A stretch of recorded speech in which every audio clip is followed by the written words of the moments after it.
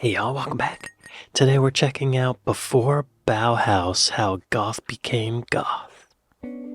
Goth is many things. It's a Germanic tribe, a style of architecture, a type of literature, of film. I didn't even It's think of a that. youth movement. What ties most of these things together is a sense of dark romanticism.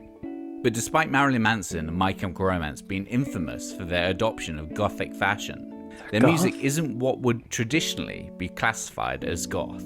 To quote Sasha right. Geffen of Pitchfork, goth songs were marked by echoes, distortion, minimal guitar lines, and an arch taste for the macabre. Their electroshocked hair, smears of black eyeliner, and dark clothes only reinforced the vibe. So while any youth dressed in black with a fondness for obvious makeup can be dubbed goth, doesn't mean that they listen to goth music. That is a separate thing with its own sonic template. So as the nights grow increasingly cold and dark, join me in discovering how we got to the point where goth became a defined genre with a look, sound, and lyrical preferences. This is how goth became goth. Okay, so I don't really consider goth a style of music. I guess it is. I just always like Marilyn Manson, that's rock music, or it's not even metal, is it goth? My Chemical Romance I thought was emo. Screamin Jay Hawkins, that sounds familiar. 1956, I put a spell on you. Okay, that's goth? Wow. Yeah. Perhaps the first instance of the darkness being put front and center, both sonically and aesthetically, in pop music, is on I Put a Spell on You by Screamin Jay Hawkins It's in color. from 1956. Hawkins recorded his first attempt at the song in late 1955 as a waltz-time blues ballad inspired by Johnny Ace's Pledging My Love. Forever, my darling, I put a spell on you.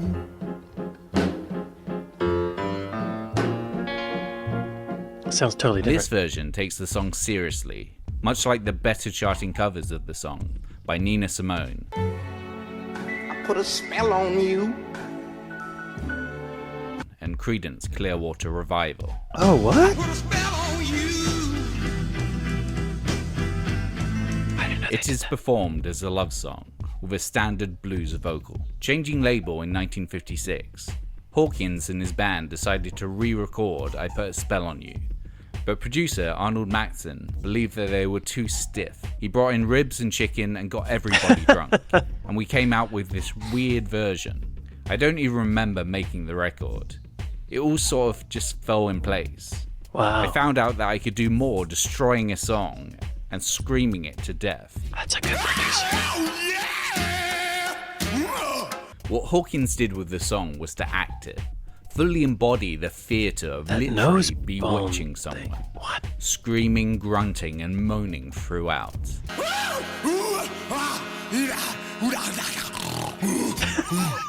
It was so Whoa. different that it was banned from radio due to its outrageous, cannibalistic style. But despite never charting, the song gained a cult following, eventually selling over 1 million copies. Good. I Put a Sure. Spell on You is the first step towards the more flamboyant, darker-minded pop music that would encompass the best of punk, post-punk, and eventually goth.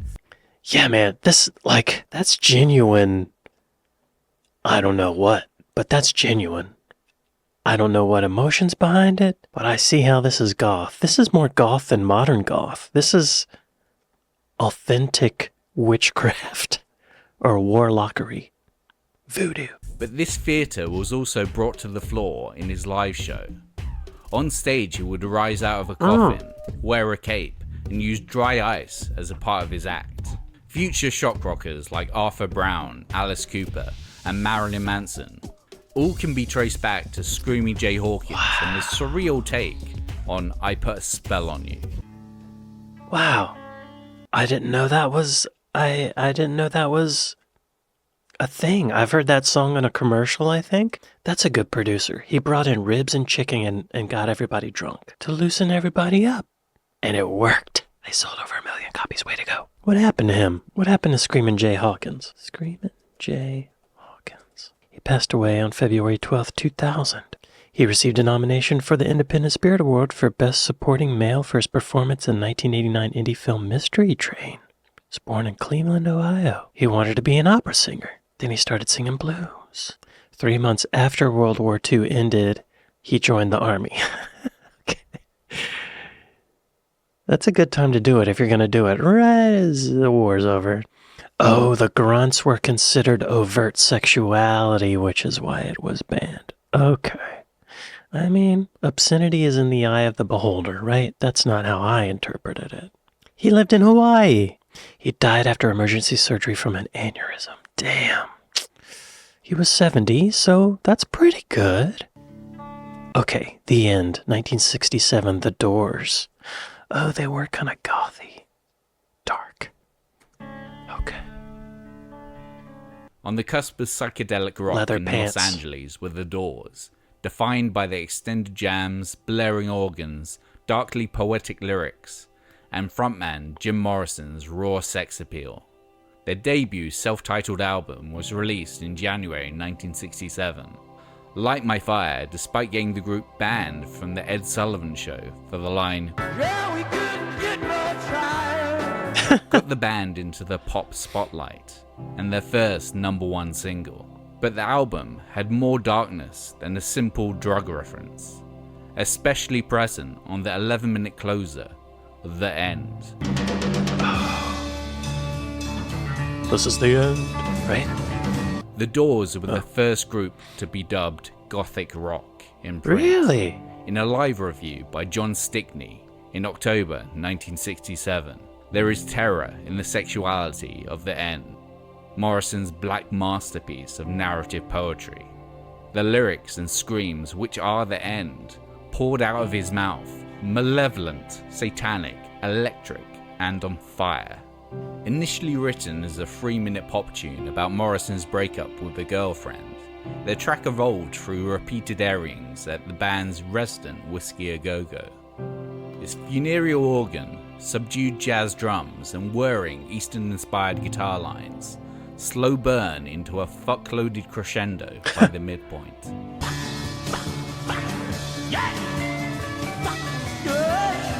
The lyrics focused on the most morbid of things, of death, dying, and of Oedipal desire. Of the repeated phrase, My only friend, the end. Morrison explained, sometimes the pain is too much to examine or even tolerate. That doesn't make it evil though, or necessarily dangerous. But people fear death even more than pain. It's strange that they fear death. Life hurts a lot more than death. At the point of death, the pain is over. That's a good point. Yeah, I guess it is a friend. Interesting. As well as being a very morbid boy with a touch for the theatrical, Morrison would also be a vocal template for goth singers to replicate. A deep droning baritone adopted by Joy Division's Ian Curtis and the Sisters of Mercy's Andrew Eldridge. Okay. I see where this is going.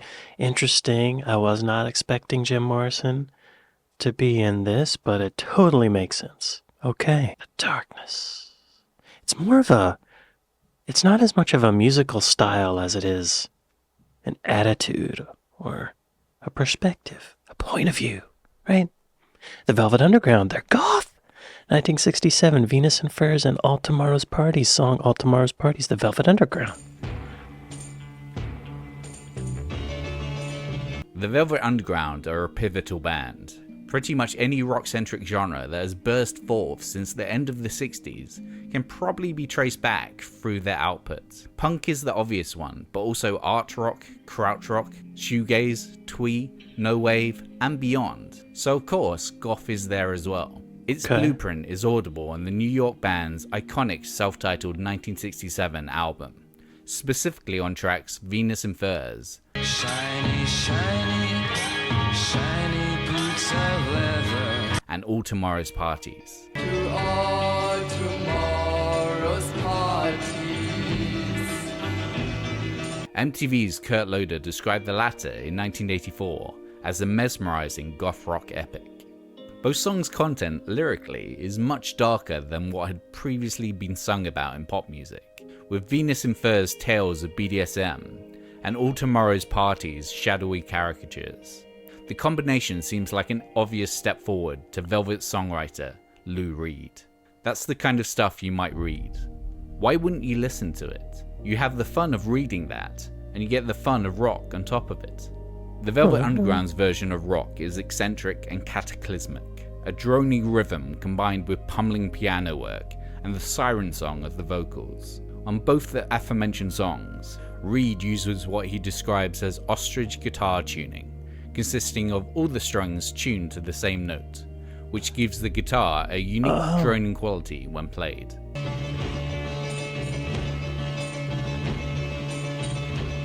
Huh. What note would he tune them to? I'm curious. Ostrich guitar tuning. I've not heard of that. I play the guitar, and I've not heard of it. Trivial tuning assigns one note to all strings, E, E, E, E, E, or D, D, D, D, D, D.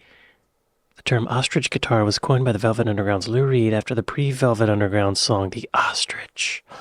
Okay, it was named after a song. That really makes the song stand out in a proto-goth context is singer Nico. The German-born vocalist was described by rock critic Richard Goldstein as half goddess, half icicle. She sings in perfect mellow ovals. It sounds something like a cello getting up in the morning. She turned once more to Sunday's cloud. Within the next year, Nico would leave the Velvet Underground and continue her impact on future goths elsewhere. Oh. Yeah, Velvet Underground. They just showed up in another video I reacted to. And I remember, I'm surprised that they were in the late 60s. They sound so much later. They were ahead of their time. I'm also realizing now that the singer was a woman. And I just thought Lou Reed sang all the vocals. And I thought, wow, Lou Reed sounds very feminine sometimes. How does he do that? I'm an idiot. Nico, 1968, The Marble Index. Song Facing the Wind, Nico.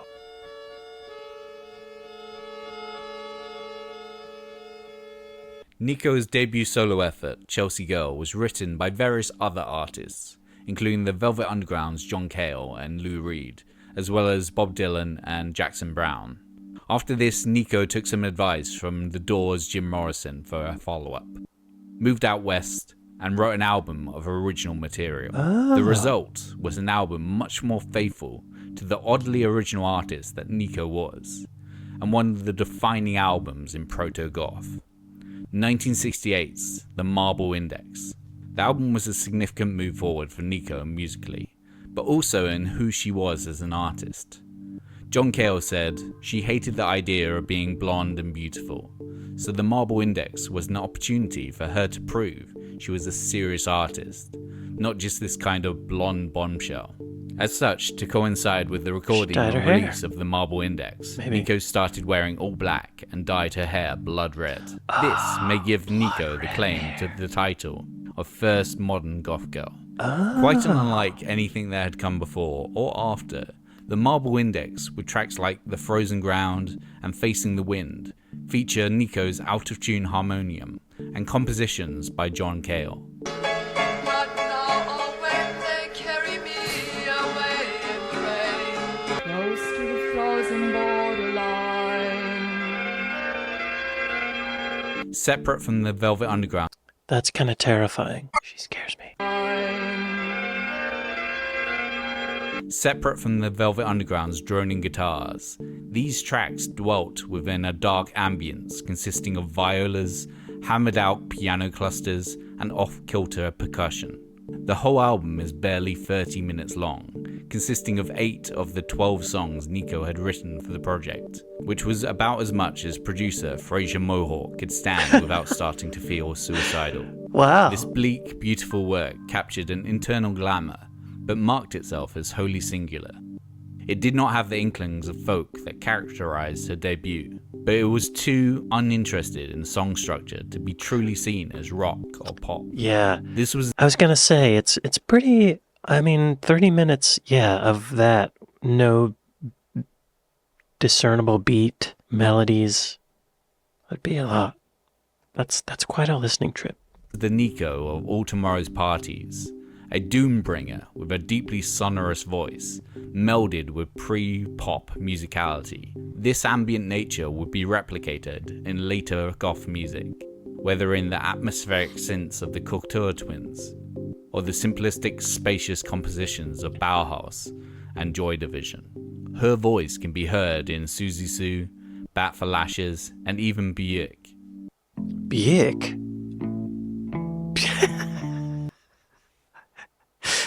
Buick. I guess that is a British accent saying Bjork. Buick. Buick. Bjork. Alice Cooper. Okay, yeah, see, I could see him being goth. 1971 Dead Babies, song Dead Babies, Alice Cooper.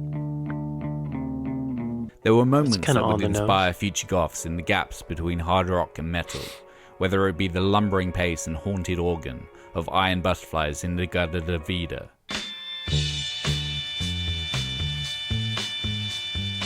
or the atmospherics and witch fiction of Black Sabbath's debut.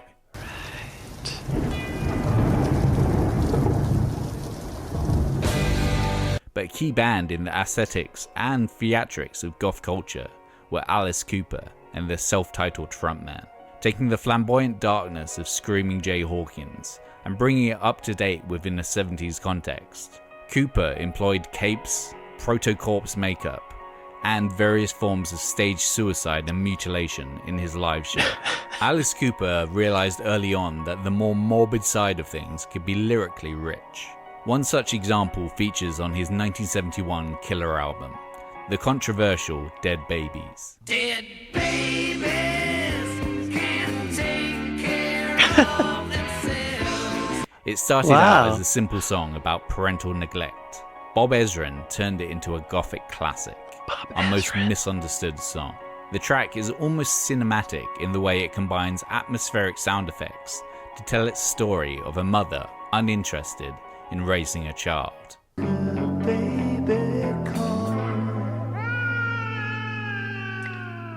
When paired with the album's title, Whoa.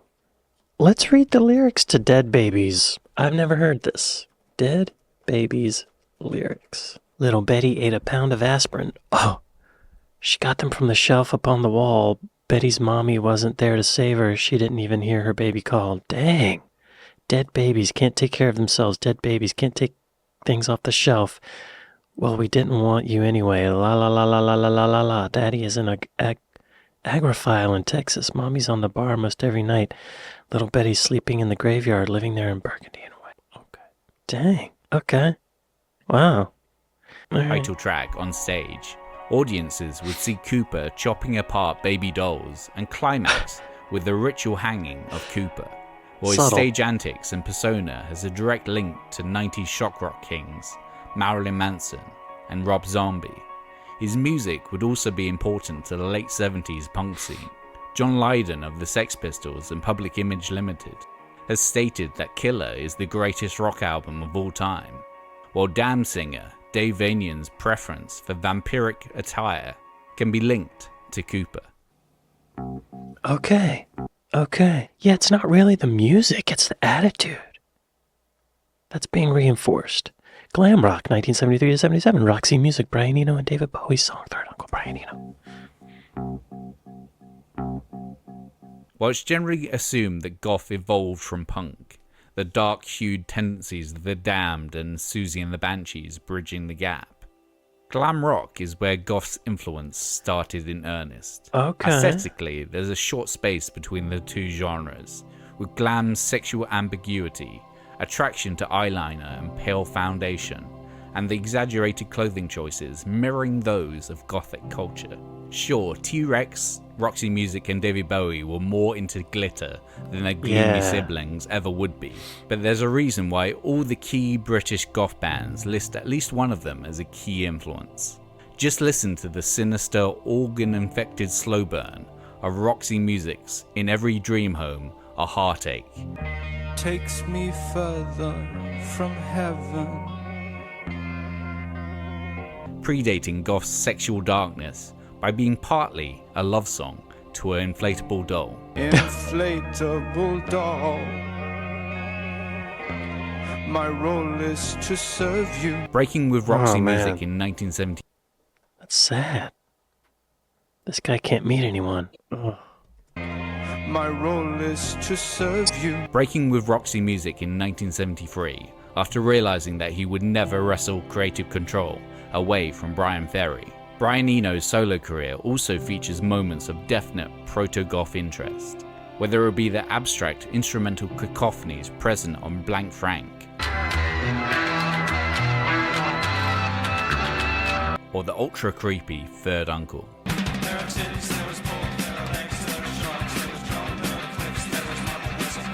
The latter possesses a menacing, almost mechanical drum beat, staccato guitar work, and Brian Eno's hypnotic monotone vocal, a sonic template that Joy Division would take for their own amid Martin Hannett's spacious production on Unknown Pleasures 5 years later. Bauhaus would cover the song on their 1982 The Sky's Gone Out EP, somehow making the song less intensely disturbing in the process.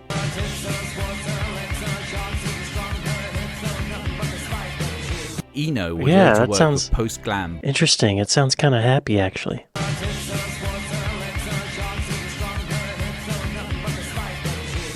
What's that song about? Third Uncle. There are tins, there was pork, there are legs, there are sharks, there was John, there are cliffs, there was mother, there's a poker, there was you, then there was you. There are scenes, there are blues, there are boots. Burn my fingers, burn my toes, burn my uncle, burn his books, burn his shoes. Okay. Eno would later work with post-glam Bowie on his Berlin trilogy of albums. Right. Their experiments in ambience and electronic music would be touchstones in goth influence. 1977's Low being named by The Cure's Robert Smith as his favourite LP of all time. Low was the album that had a huge impact on me, just how I saw sound. No other album has done that to me. Wow. Huh. Yeah. What songs are on Low? Show me your music. Low. David Bowie. Sound and Vision is the most popular song. I just want to hear it. It sounds really good. Wow, it's very unique sounding. I'm surprised that's 1977. It sounds good. No other album has done that to me. S-Word, 1977. Frankie Teardrop song. Frankie Teardrop. S-Word. Frankie Teardrop. New York Suicide had been a band since 1969 and had been one of the first bands to self-identify as punk. But their style went beyond the over-revved guitars and double-time drums of their CBGB-based contemporaries. Using drum machines and early synths, Suicide created some of the most original music of the era. But this originality drew ire wherever they went. People didn't like that this was a band that didn't have guitars, didn't have drums, and had the effrontery to call themselves Suicide. Yeah. Their debut's most deeply disturbing and most deeply gothic work was the 10-minute and change epic, Frankie Teardrop. All the tears for Frankie.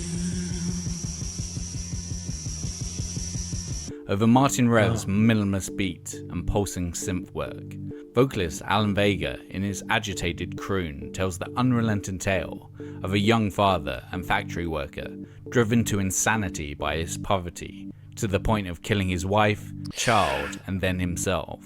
Author Nick Hornby described it in his book 31 Songs as something you would listen to only once. And the reason for this is clear. The song is legitimately terrifying, peppered with Vega's blood-curdling screeches that would unease the most veteran horror fans. Shut up.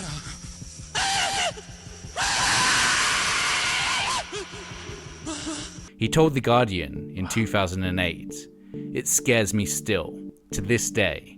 Why? That scream. I almost passed out when I did it." Producer Craig Leon had previously worked with Lee Scratch Perry and Bob Marley, so added dub reggae reverb to the track, especially on the vocals. Pointed at the 6-month-old kid in the crib. A technique that would later be recycled by the early goths. Any band, goth or not, that later used a drum machine and synths have a debt to suicide.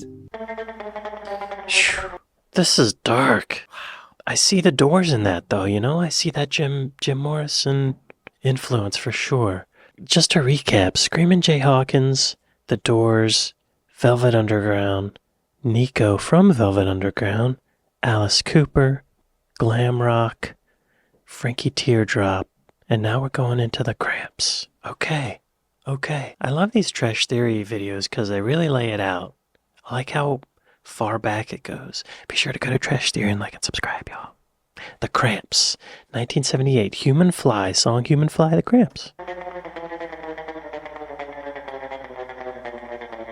Another New York-based band that extended what goth would become were the Cramps. Their founding members, Lux Interior and Poison Ivy Rorschach, bonded over a shared love of obscure rock and roll records. The kind of stuff that was attempting to be the threat to society that Elvis Presley and Little Richard were implied to be.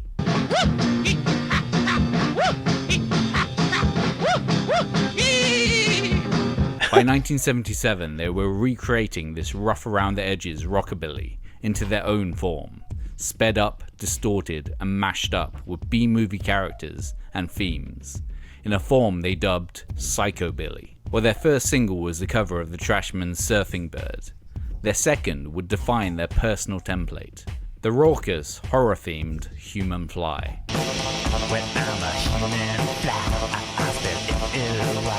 There had been songs that featured horror creatures prior to Human Fly. Classic Halloween staple The Monster Mash is one example. Oh, okay. To my Yeah. surprise, he did the monster mash. But rarely had they been played with such commitment to the dark theatre of the subject. Is drinking out of a Fly shoe? wasn't just a novelty based on the 1958 Drinking out of a shoe is more disgusting than any death thing. theatre of the subject. Human Fly wasn't just a novelty based on the 1958 B-movie horror.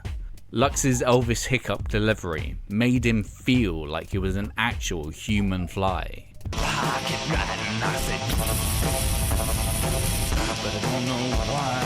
To show their garage rock roots, there's even a reference to Question Mark and the Mysterians. And you'll start crying.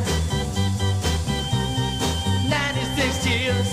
I got 96 tears and 96 eyes. The Cramps were one of the first punk bands to use horror and ephemera in their work, but they wouldn't be the last. The Misfits' splatter-themed Bullet would be released the same year, while the Damned 45 Whoa. That's a ballsy album cover. What year did that come out? The Cramps were one of the first punk bands to use horror and ephemera in their work, but they wouldn't be the last.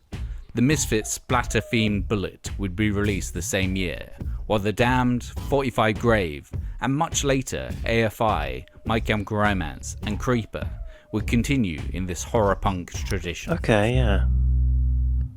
Whoa. Wow. Post-punk, 1978-1982, Sushi and the Banshees. The Cure and Joy Division. Song Pure, Sushi and the Banshees.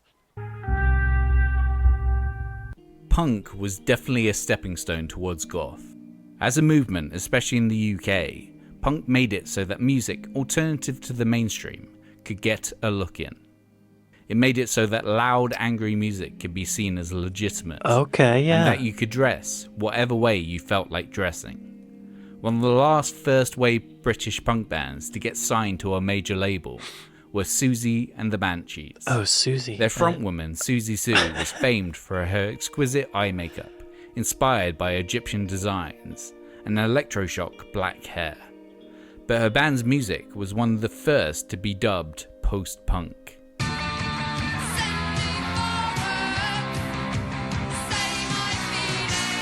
Using sounds and instrumentation that was unheard of in punk, as well as songs that weren't just a race to the finish. Sue's band had a huge impact on future goths. Said Robert Smith of The Cure, Susie and the Banshees and Wire were two bands I really admired. They meant something. It was so different to what we were doing with The Cure. Before that, I'd wanted to be like the Buzzcocks or Elvis Costello, the punk Beatles. Later, Susie and the Banshees and The Cure would move closer to goth sonically on albums like Juju and Pornography, respectively. The other main post-punk band to have a lasting impact on goth was Joy Division, with their dark songs with dark themes. See the almost Sabbath hopeless doom of New Dawn Fades.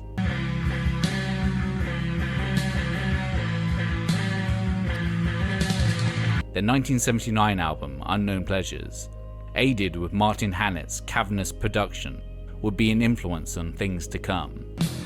In the shadow play, acting out your own death, knowing no more. Its echoes were echoed in Bauhaus, Killing Joke, and the Southern Death Cult. But this is also the point, where the lines between post-punk and goth get hazy. Goth is a younger sibling of post-punk.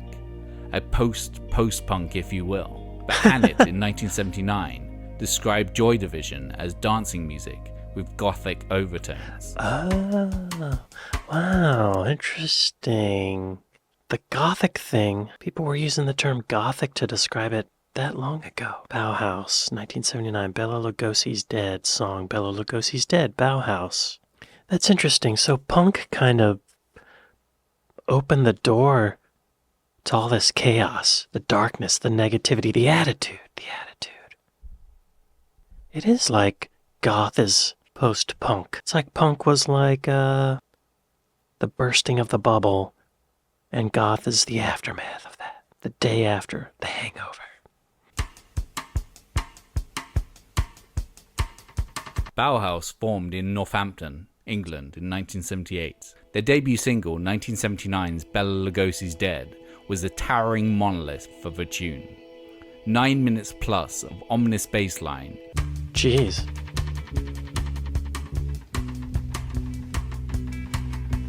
Droning That's dub beautiful. reggae influenced guitar work.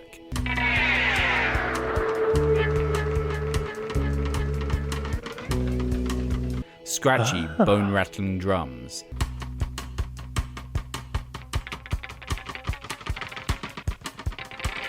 And darkly intoned lyrics about a vampiric ritual. The bats have left the bell tower. The victims have been bled. For all intents and purposes, this is the start of gothic rock proper. Okay. We were together for a week, and Danny and I had been writing songs. And we went into the studio and made like an 8 pounds demo of this song. And that was the single, which was magic. It was just like a magical moment, and it sort of set the scene for the next 5 years. Despite frequently being dubbed as the first goth rock song, Bauhaus hated the tag, starting a tradition of goth bands never self-identifying as such.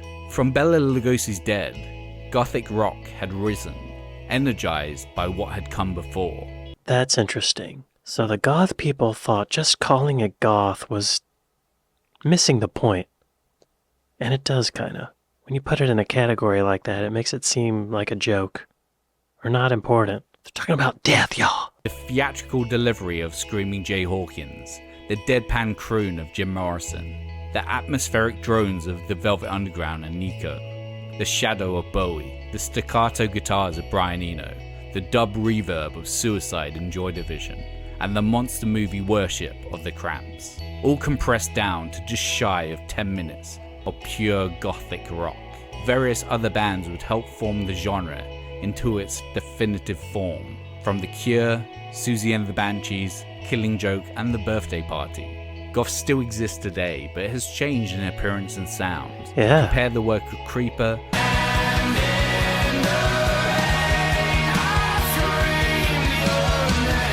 or Yeah, Jenny that's- Haval. That's hard rock. That's...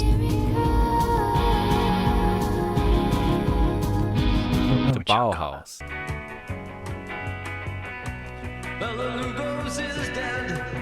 And these things are not the same. But wherever there is darkness in music, inner torment, monster worship, or dressing all in black, goth will be there. as it always has been. Immortal. Undead. Undead, undead, undead. Wow, yeah, that's very Jim Morrison, isn't it? Thanks for watching. Y'all be sure to go to Trash Theory and like and subscribe. Yeah, goth is an attitude. All that music they listed was very different. I mean, it's even electronic. Is there goth hip-hop? I bet there is. Who's doing the goth hip-hop? Horrorcore. Horrorcore. Gothic rap. Oh yeah, it's out there, y'all. I don't think I can play it on YouTube, but it's out there. I guess when I think of goth music, I think of heavy metal played by people with dyed black hair, maybe some makeup, wearing dark colors, talking about death and horrible stuff. But it's an attitude. It's a lifestyle. Interesting. But as soon as you call it goth, it kind of undercuts all that, you know?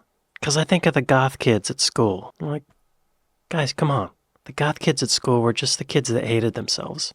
Goth is more of like a style. It's not a music genre, right? It's like a perspective on the human experience. You could have loud distorted guitars, soft guitars, drums, no drums, bass, no bass, vocals probably. And really it could be, the subject matter could be about anything. I feel like Alice Cooper with the performance stuff, the glam, the imagery, the makeup, holding a boa constrictor on stage, singing about babies dying, that, I feel like that is goth. That is a big part of it. Interesting. But you know, like, I wonder why some early Metallica was all about biblical tragedies. Why isn't Metallica considered goth? You know? Or why isn't Iron Maiden considered goth? It's pretty dark. And the imagery is dark. The music is minor key-ish. I don't know. I'm still not, I don't think goth is a music genre. I think goth transcends music. Goth transcends art. And it's really more like a manifestation of the human fascination with death, or the human mind trying to process death and loss and all the horrible shit that happens. That's what I'm gathering out of this. That sounds relatively smart, so I'm going to leave it at that. Well, y'all, I'd like to thank my patrons. I'd like to thank my Buy Me a Coffee folks. Thank y'all for watching this with me. Be sure to go to Trash Theory and like and subscribe, and I'll see you next time. Later.